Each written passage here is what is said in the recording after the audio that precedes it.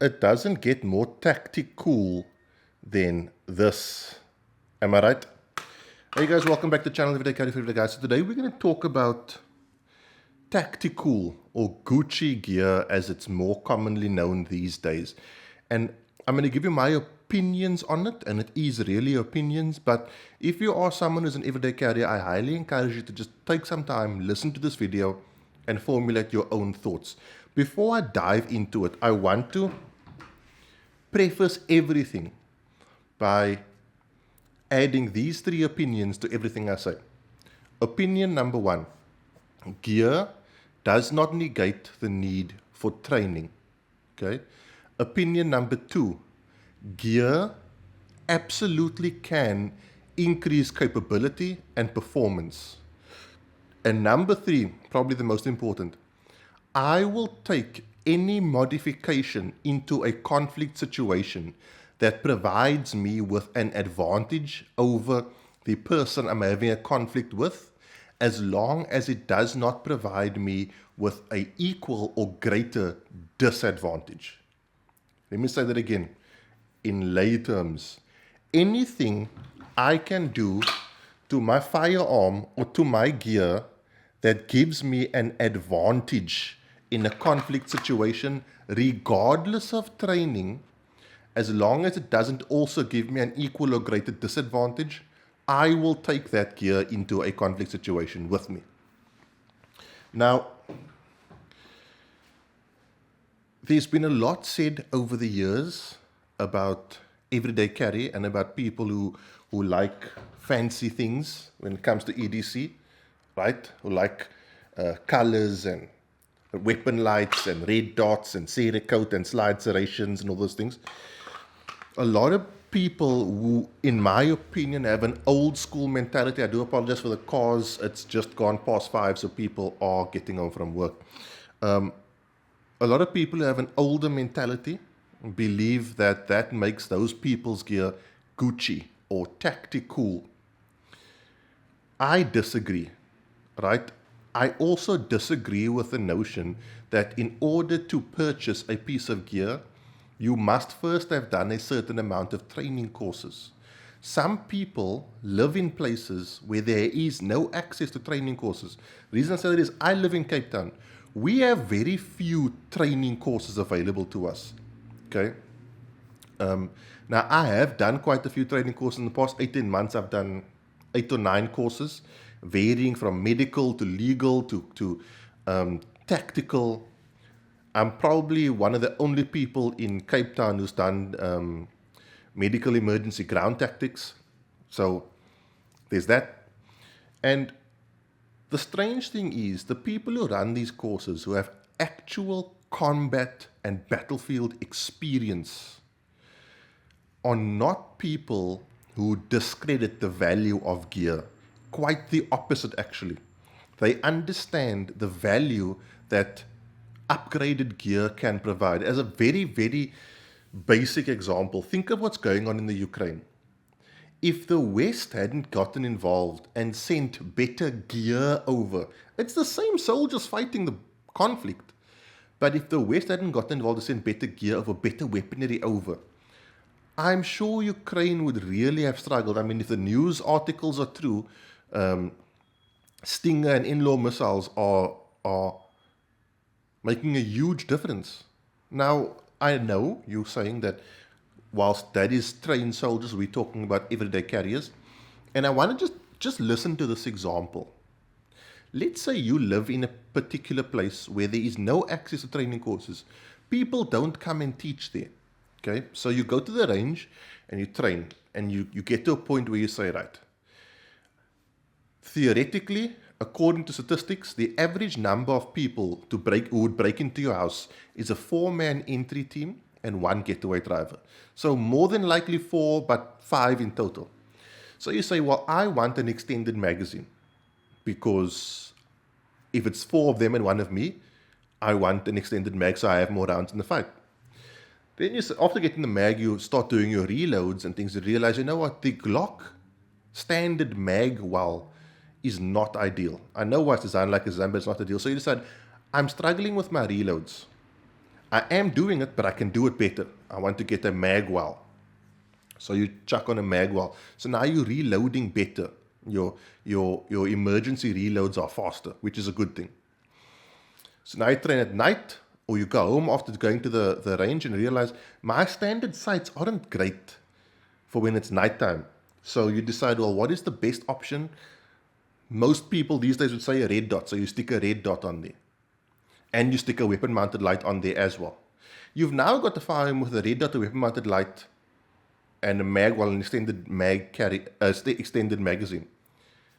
And none of that doesn't make sense to have. They all provide you with increased capabilities. And more often than not, when you modify things, right, or shall I say, improve your gear, it makes you want to go and train with that gear. I do also want to talk to you about 3 more things. Number 1, this notion that being able to draw and fire your pistol within a certain time, at a certain distance, and hit a certain size target equals combat effectiveness. Okay, that is not true. I've done force on force training.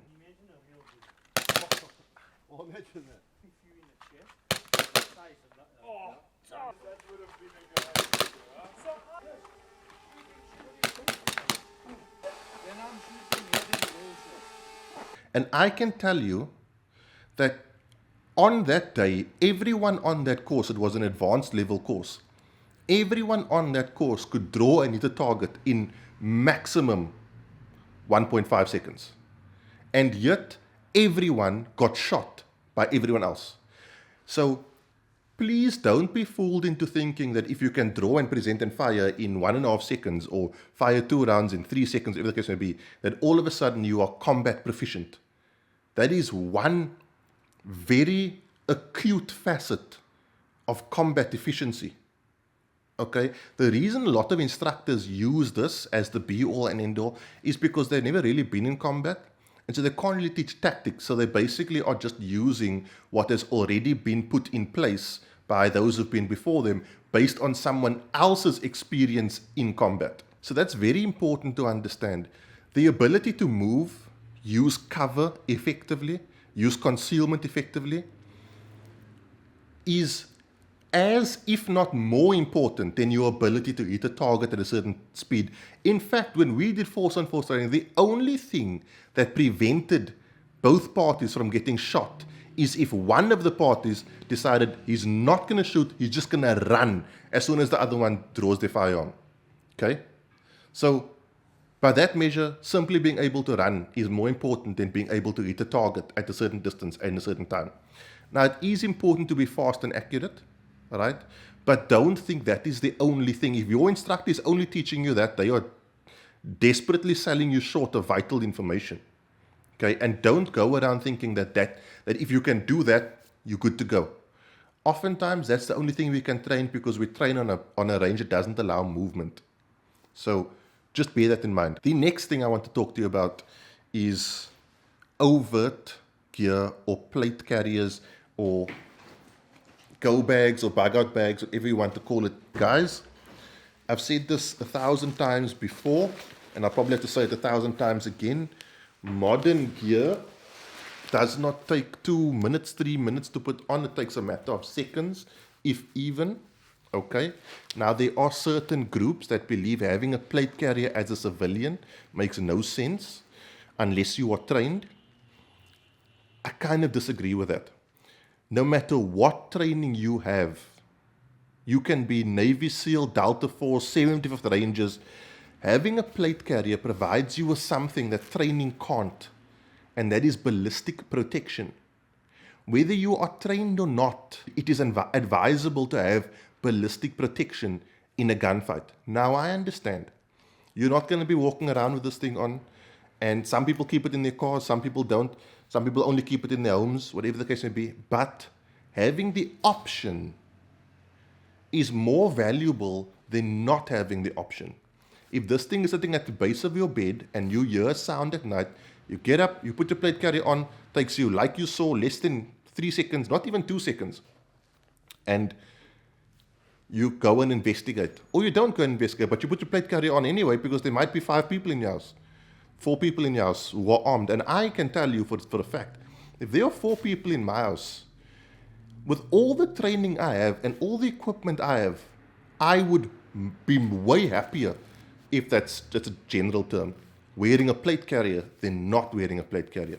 The next thing I want to tell you about is this idea that only the trained should have plate carriers. I want to paint this picture. If you take myself, who, like I said, I've done about 9 courses in the past 18 months, pretty much all advanced level courses, right, when it involved shooting or medical. Okay? So theoretically, I'm quite well trained, decently trained. Okay? And that should theoretically reduce my possibility of being shot, theoretically, because it's not really an exact science. So you're saying that is me that is well trained should have a plate carrier. But the person next to me who is not trained at all and is at the higher risk of theoretically being shot should not have a plate carrier. How does that mentality work? The only thing I can think of is this is by people who want people to come do their courses as opposed to people spending money on gear. Now, I do agree that having gear is not as good as doing courses. Because if you get really, really good, you can perform really well with very basic equipment. But I don't agree that gear does not give you a performance or capability advantage. This piece of gear protects the vital organs of my chest area. Immediately capability and performance advantage. Right? Means I'm technically supposed to be able to carry this fight longer. My firearm, the red dot gives me an advantage. The weapon-mounted light gives me an advantage. The heightened sights gives me an advantage. The magwell gives me an advantage. The extended base plate gives me an advantage. Okay? You don't have to be a Navy SEAL to reap the benefits of those advantages. If you take 2 guys who are, let's say they're at novice level, and you give one guy a race gun worth $300,000, perfect trigger,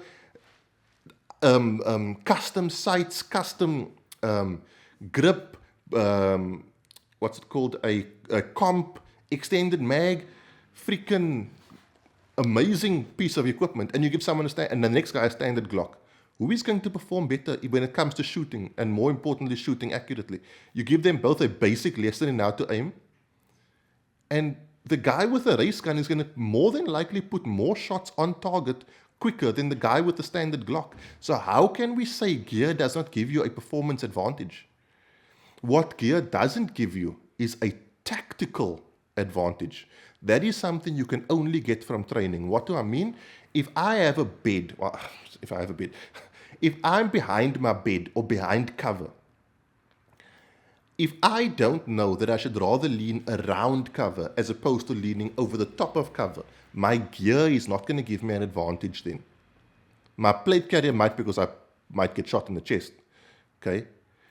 So that is where tactics comes in, and tactics can really give you advantage, and the only place you will learn tactics is on courses, or it's the best place to learn tactics. If you want to learn all-around tactics, real life scenarios, things that happen in real life, Global Phalanx Kinetic Solutions, Fundicon Training Consultants, SA Tactical Institute, those are the ones I know of, right? Where they are good instructors and they have combat experience.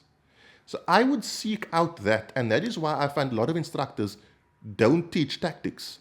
They only teach the basics. And funnily enough, like I said earlier on, I'm sorry, the sun is going behind clouds, so it's getting lighter and darker.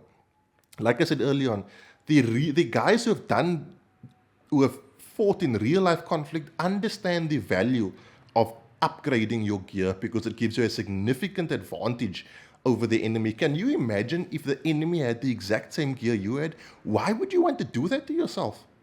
I don't want to go fight with someone if they've got the same stuff I've got, right? Because it's taking away an amazing advantage I could possibly have. A perfect example of how gear improves your capability. When I put the weapon mounted light on my firearm, I now can shoot with 2 hands and have light. A piece of gear improved my capability. I am never, ever going to be able to shoot one-handed as good as I'm going to be able to shoot two-handed. If I have to hold a handheld light. Never, ever. I actually don't think anybody can. There's an example of how a piece of gear just improved my capability. And that capability will improve my performance. So, guys, everyday carriers, the point of this is we mustn't be having these kinds of arguments. As an EDC community, we have to come together and be like, you like that kind of thing. That's cool. I like this kind of thing. Let's train together. Let's make it work. Let's accept each other. Because some people like Ford, some people like Toyota, some people like Jeep, some people like Land Rover. You know, it is okay. It's not a big deal. Right? Don't go out judging people from your high horse who have gear that you don't have. And don't tell people that they must be gear elitists. Some people can't afford Surefires, guys. Some people can't afford 3G-Con SROs. Doesn't mean they shouldn't have a red dot. That doesn't mean there's a less, that there isn't a less expensive option available to them.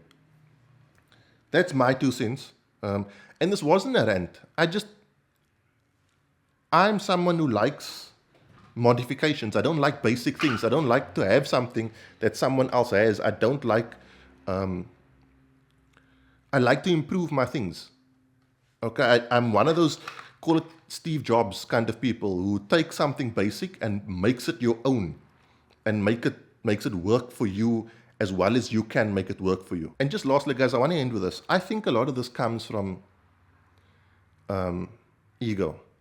I think in the past, there were certain groups of people who were listened to without question. And now newer groups of people come along and all of a sudden I'm also being listened to. And I think people don't like that. Because there's certain groups of people who want to be the only people to listen, who you should listen to. That is a negative and ancient way of thinking. There's enough room at this table for all of us. I'm not saying gear negates the need for training. But I am saying that certain upgrades to all your gear and purchasing certain types of gear can give you a significant performance and capability increase. And we need to start telling that to people who can't always get to courses. And we need to stop making it seem like it's bad to buy gear if you aren't a freaking Navy SEAL. It's not. It's not good to dedicate all your resources to gear if you can dedicate some of it to resources. But it's also not bad if you want to buy a piece of gear and dedicate yourself to training with that piece of gear. And if that gear does provide you with an advantage. Guys, that is it. Sorry about the seriousness of this video. We'll get back to our normal EDC gear reviews this weekend. Have a good week. Be safe. Train hard. Cheers. God bless.